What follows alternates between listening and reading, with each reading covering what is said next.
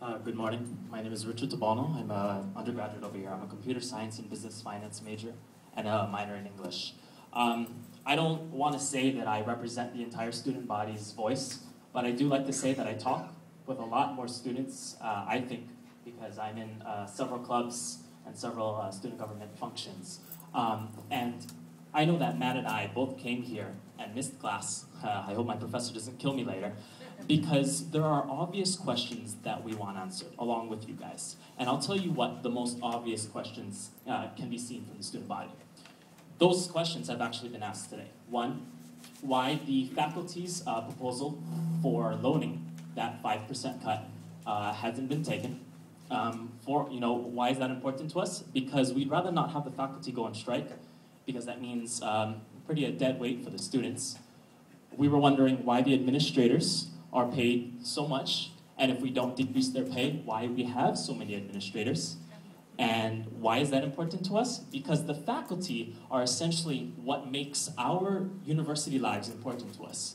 The faculty defines whether or not we actually enjoy our classes. Now, while we appreciate our administrators very much, it is the faculty that actually makes our college lives. And the third question we always ask is why is the University of Manoa taking the biggest hit? And why aren't we being represented properly at the administrative level? And then your answer to that, once again, why is that important to us? Because we chose to come to the University of Hawai'i Manoa instead of community colleges for several reasons different to each student. Now your answers today have been unfortunately a little vague and a little beating around the bush. You said that you cannot discuss negotiations when it comes to the faculty's proposal for the 5%. You talk, of course, there actually is no answer to why we don't decrease the pay of the administrators or take away certain administrators. And then you said, I remember you said, when it comes to the representation of the University of Hawai'i Manoa, that it is, as a body, as faculty, as students, and as administrators, we should all stand up for that.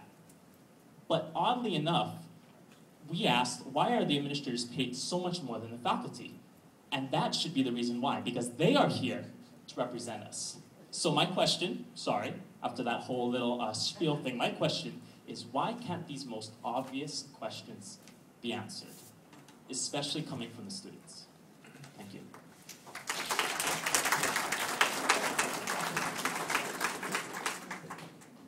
I'll just make one. I have to say that after listening to you, and I again, voicing the comments that many others have made, we know that you've been put here to take the hits. We know that there are people who are more responsible than yourselves for the crisis that we're in. It is an absolute shame that the Chancellor of Manoa, which is a new position that was put forward because we were told that that would mean that Manoa would have more advocacy, that the Chancellor whose position was created to advocate for us has chosen not to be here at this very important time. So again, I know that there's been a lot of questions directed to you that we really need to ask the Chancellor and the President. However, I have to say, from listening to you, I do feel a little bit scammed. There have been many, many proposals here how to save much more money than the cuts that you're demanding that the faculty take, in our cuts, in our payroll lag, in the more premiums that we're going to pay for our health care, all of that stuff. It seems that before you looked at a proposal to diminish the administrative structure of this university, you went for the faculty. You went straight to the faculty and say, take this cut. If you don't take this cut, we're going to blame you for the more cuts that we're going to make. It seems really like we're being scammed here. Like, you didn't look at all of the other options. You didn't say, okay, we have another option. We're going to eliminate several administrative positions. We're going to restructure, get rid of this chancellor who is not advocating for us, so on and so forth. You went straight for the faculty, and I think that that is, very clear from the comments that, we've made. And we've made this is not the first forum that those suggestions were made. Last month was not the first forum that those suggestions were made. Last year is not the first time that those suggestions were made. So I find it a bit disingenuous to be told, oh, we're listening to you, and could you please offer us some more suggestions?